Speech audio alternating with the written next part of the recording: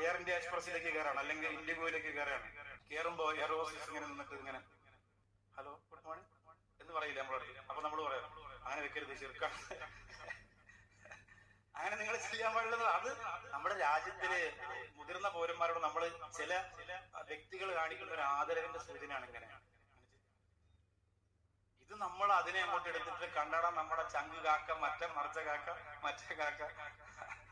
അത് കഴിഞ്ഞ് കുറെ ചാട്ടം കഴിഞ്ഞപ്പോ എന്ത് ചെയ്തു, അദ്ദേഹം തന്നെ ഇങ്ങനെ നിൽക്കുന്ന മറ്റൊരു ഫോട്ടോ. അപ്പൊ പിന്നെ തിരിച്ചായി അടി.